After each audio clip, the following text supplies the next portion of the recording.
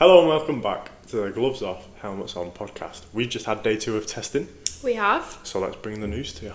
Yeah. Again, we've done the same as yesterday. Just sort of watched, picked up what we can from it. Again, it's all very much like what you perceive and what you see on the track. It's not accurate, but we've thrown a bit of everything together of the results and what we've seen to sort of give you everything you need to know about the week. Day 2 of testing. Yeah, and hopefully this comes out Friday night. Yeah. But We're having we'll a see. bit of trouble trying to upload them all. We are. So, as soon as possible, you'll see it. Kick us off. Where do we start? Where do you want to start? So again, there was another really competitive day today. Today got a bit gritty. We got some good information from it. Yeah? So to start us off, McLaren, Mercedes and Ferrari actually had a little race pace performance where they basically stimulated a race to see how the cars are performing. Yeah.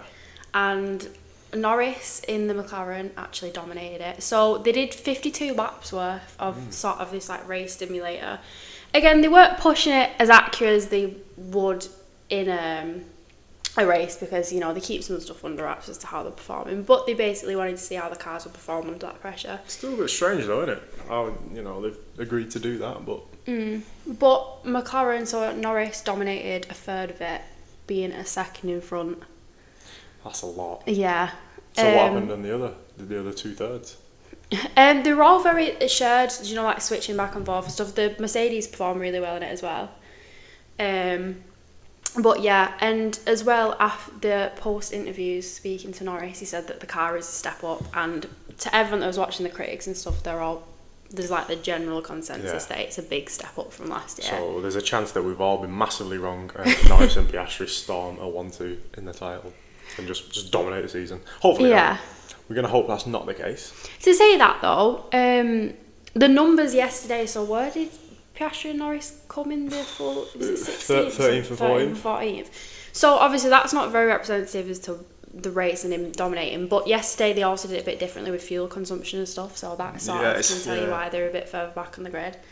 But again, the car is meant to be faster, so especially going off last year with it being so good, if it's even better than that, how goddamn quick is this car? And the thing is, it's like with the whole testing thing as well, if obviously Ferrari might have gone heavier fuel load than McLaren did in that race and in that simulation race, so they call it, and that could be why they were quicker, who knows. But yeah, if McLaren have really cooked and figured something out, again, on top of what they already had figured out, it's going to be wrapped up pretty quick. But I don't think I think Ferrari will have an answer, and seemingly Mercedes will have an answer, because let me tell you, George Russell is cooking. He's really cooking. He's really he's filling me with a lot of confidence. And to be fair, like you said, Kimi Antonelli was pretty, obviously he's frying his tyres, but on actual race pace, qualifying pace, 1 lap, he seems to be pretty strong.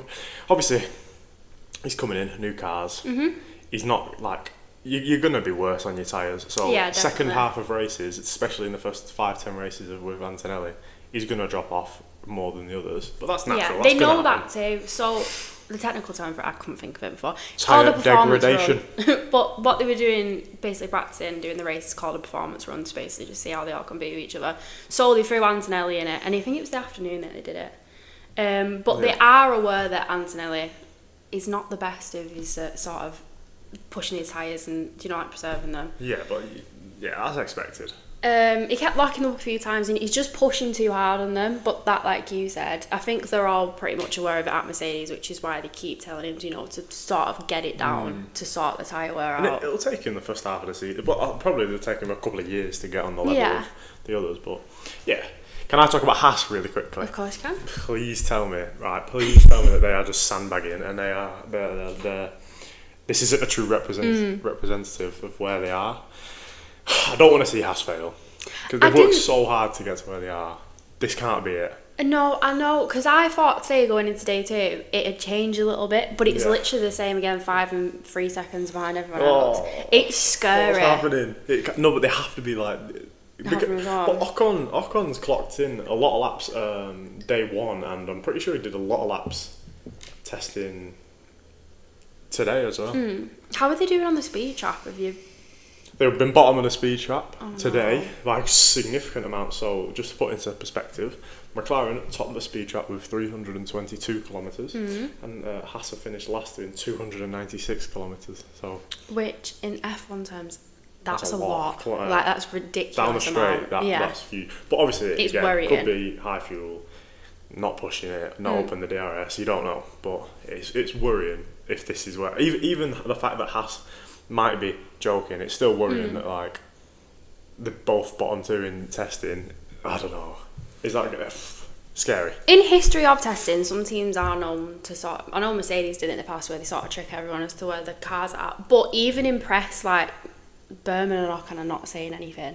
So we don't know what's happening with Haas. It could just be a trick and they could, come into qualifying and absolutely storm it. Because the end of last season, the car was good. They was probably the fastest midfield team. They've consistently got better year after year because they've had a few stinkers. I mean, they were last. 2023. Yeah, so they had a really got strong better. 24. Very strong 24. And obviously finishing 7th in the constructors. I don't know, you'd expect, and with who they've signed and the Toyota stuff coming in, you'd expect big things from them. So I think they're just pulling our leg. Yeah. But yeah, that's all I want to say on Haas. I mean, it's pretty rough for them, but they're going to fix it. They're joking. It's fine. They're taking the mick. Yeah, let's hope. A prominent issue as well in testing at the moment is a lot of people are having balance issues. And it's prominent in a lot of teams. So McLaren have got them at the moment, and Andrea Stella yesterday said it might just be because of the track, because apparently Bahrain's quite uneven. Yeah, probably, yeah. So it could just be the track that they're at, but if you're hearing that there's a lot of balance issues with the car, because Williams have said it as well, and Mercedes said it, it's a little bit different, but I don't know. Could just be the track, so we'll just have to see how they perform in Australia, obviously. Yeah, Australia's, I would say, more of a balanced track maybe. Yeah. One thing I will say is Bahrain's a pretty hard track to test around. Why is Some it of the raining? corners are crazy. I know. What's going on? And there's the second corner is cursed. So Leclerc, Berman, and Sainz yesterday lost control in the exact same corner. Wow. Stroll as well. And Lawson on day one, didn't he? Yeah, they're all just going a bit crazy on the corner, so I don't know what's going on there. I think it's the second one. I guess, to be fair, when you've not driven for what's it been, nearly 3 months, 10 weeks or whatever, you probably are going to be a bit rusty, especially when it's always obviously such fast cars like that. But yeah, anything on Hamilton? He had a much better session.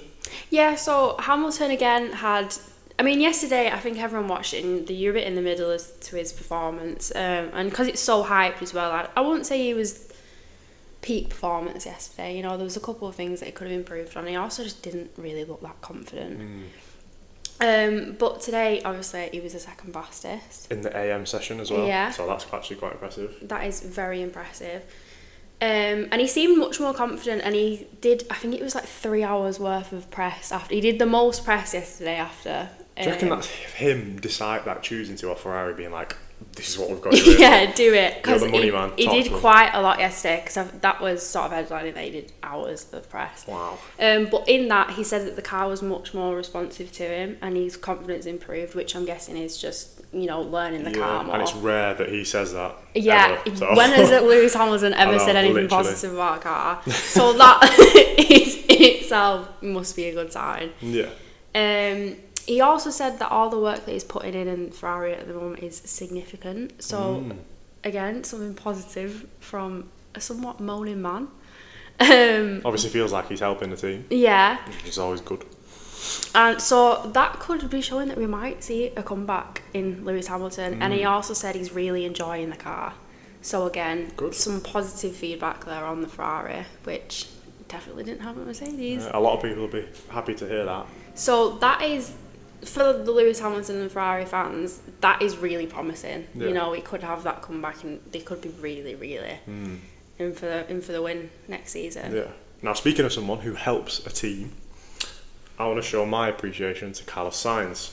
Big, a lot of information on Williams, actually. He had to do, he has decided to do the full day of testing today, and Albon does the full day tomorrow, which is, it's a good decision, I would say. So obviously Carlos Sainz doing the morning session and the afternoon session. 126 laps. I know, this man is putting in a shift. That is hours and hours of driving, that. 126 laps and top of the timesheets. Yeah. Williams for the World Constructors' Championship. So I've looked at Williams' data as well from the past 2 days of testing, and it signifies that they've got the strongest midfield car at the moment. Obviously, again, we don't know if that's accurate because testing's not necessarily... You don't know how hard everyone else is pushing. But off all the other data, when you combine it together and really look at it, they are the strongest midfield car at the moment. And again, in press after day 2, it was labelled as the dark horse for Williams for this year. Who said that? I don't know. Was it just people in the press, you mean? Yeah, people in the press are saying that it's the dark horse. Okay. Can't quote that. If anyone knows, feel free to drop it. So would you say Williams are looking good for that P6 in the Constructors? I mean, currently, when you're looking at the data that they're giving us and the times and the sort of skill that's on the track... Because you said I was mad when I predicted a P6 I did, for Williams. but now I've been proven wrong. And it looks really good on the track because it looked like it could be the year. And it's pretty nippy down a straight as well, may I say. Fifth in yesterday's speed trap, and I think it was fourth in yesterday's, so I'm confident. Yeah, me too. I'm Couple liking this. Little mistakes from Sainz though, so he lost the rear of the car in the rain in the morning, and then in the afternoon he did a little spin out on the second corner again, so the dreaded second corner that's getting everyone. But you must, like, obviously he's done over 100 laps. Like, you're going to fatigue a little bit, aren't you? You're going to start definitely. getting like a bit bored maybe. Like, yeah. And you're probably going to try new things as well, because what do you learn by going around the same track the exact same way 126 times? Like, you've got to try new things. So. And with getting all of sort of the positive feedback and the data from day 2, day 3 I feel like we're going to see something different as well, because obviously Albon and Sainz are doing a day each, so Albon's tomorrow in the car, and he stated that there's going to be some overnight changes made to the car, so what we've seen so far could change a little bit tomorrow. Whether it's for the worse or the better, we don't know yet. Yeah, that's what we did it for. He said they're going into the garage doing some overnight work on it, so the results might have a little bit of a difference tomorrow. So we'll just have to see if those are better or worse for the car. Max Verstappen doing a full day tomorrow as well. Liam Lawson did today's session like Sainz. They were the only two to do the full day. 91 laps for Lawson, obviously 7th in the timesheet. So yeah. What did you make of that? Not really much is happening with the Red Bull either. I've sort of looked over how they're performing. They had water pressure issues in the morning, which caused a bit of a problem in the garage. But they soon got going again. It's sort of average. I will say though, the car honestly isn't performing that much different to last year. Well, that could be a problem. Well, yeah. Obviously, some of the cars on the grid, as you can see, are improving. Sorry to yeah, interrupt. you actually said Williams is better, isn't Williams, it? Yeah. So Williams' quickest qualifying lap at Bahrain last season was 0.9, so 9/10 of a second slower than Carlos Sainz testing session today. Well, it was obviously his best lap today. So round it up, it's a second faster, and he's probably not pushing 100%, whereas in qualifying you would be. So this Williams is good. I mean, obviously everyone's going to have a faster car, right? That's, well, most of the teams should have a faster car than last year, because obviously the regulations aren't really changing, so you just keep upgrading what you've been upgrading already for the last few years. But I'd say to make a second is a big... It's a big number in that fun. Normally you're looking at like 0.2, 0.3, whereas pretty much full second. Yeah. It could be more, because who knows how hard Sainz is pushing, you know. And again, to back that up, they both said at the really livery reveal that they're really happy with the car. So it is looking really good for Williams at the moment. Yeah. But as I was saying, Red Bull, not really much to go off them, really. Christian Horner again has just said that the car's not really improved. Oh, it's going to be They've not made that many changes to it, so I don't think we are going to see that much of a performance difference. But then at the same time, it is Verstappen in that That's car. the thing. Verstappen will just pull them results off, and you'll think, maybe the car is there, and then next weekend it'll just be miles off it. Anyone else that's impressed you? Like anyone that stands out? I'll definitely say the Williams at the moment is the one that stands out the most for me. I think the results they've got are really consistent. I mean, anyone apart from Williams, anyone that we haven't mentioned yet. Is anyone that you think, I'm liking them, or it could be a team? The Mercedes, you know.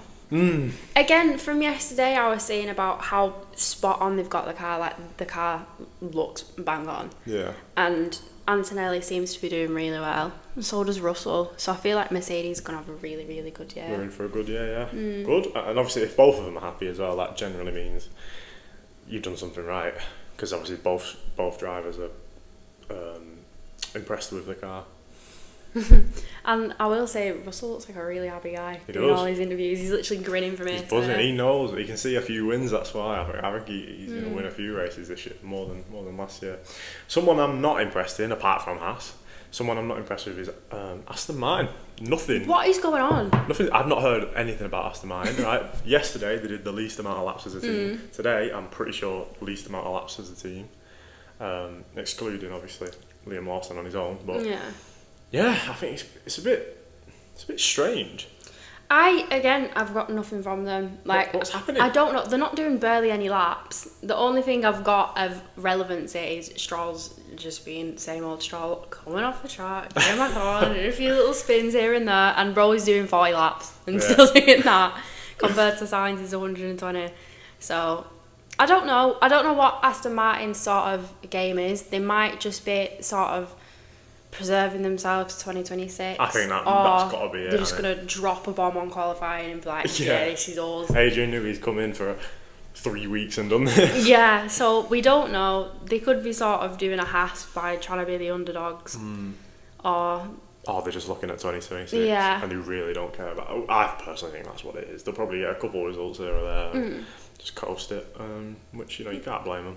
Yeah, fair enough, isn't it? They've got big things coming, I think, for Aston Martin, so they might be just sort of going into that. Another person that I've really not been that impressed with is Jack Doohan.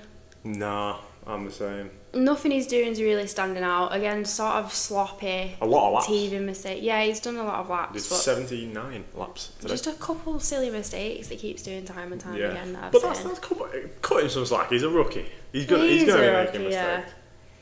It's the pressure on him. I think he's in a pretty rubbish position, and he's constantly under that spotlight of like scrutiny, and people are going to have something to say about him because of the position that he's in. So I really hope, he goes into the season, gives it his best shot. Speaking of rookies, Gabriel Bortoleto, got to mention him every single podcast. He did the evening session, but he did beat Hulkenberg.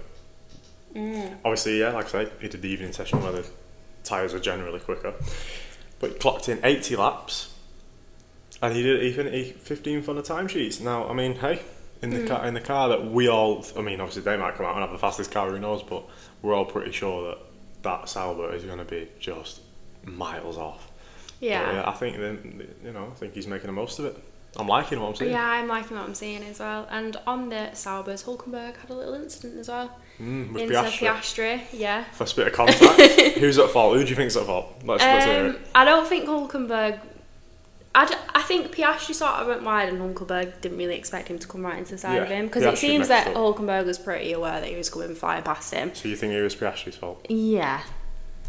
For audio listeners, we just high five. Yeah. It definitely was Piastri's problem. That Hulkenberg even went wide, and Piastri just missed the break. Yeah. Only a little tap. I don't. Yeah, there's no damage to the cars or anything. So that's always good. You don't want any of that before you get to the first race. Yeah. So yeah. Was anyone else impressed you? Honestly, I'm gonna have to just say the Ferraris. Like, I know, obviously, you were saying earlier about they had that simulation race thing, whatever it was. Performance run. Yeah, but Leclerc, obviously, like I said, Hamilton, I think had a bad day one, but he's had a good day too, and I think Leclerc was good yesterday, and he's been good today. And a lot of laps, Leclerc, over 80 laps. Yeah. And obviously third on the timesheets. So second and third for Ferrari on the timesheet. Nah, it's hard.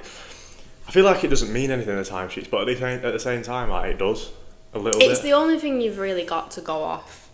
So yeah, as to what's to come. Ferraris have impressed me a lot, and that's good. I see. Obviously, well, they need to, because they've got to go at McLaren, haven't they, this year? So yeah, that's pretty much where I'm at with it. Racing Bulls as well, pretty similar to Aston Martin. They haven't really got much going on to sort of talk about. So maybe in day 3, both teams might have something to bring that we can tell you. Yeah. All right, that's it for today. Yeah. we will be back for day 3, and then it's just countdown, a ticking time bomb till we get going in Australia. All right, thank you for listening. Thank you. Bye. Bye.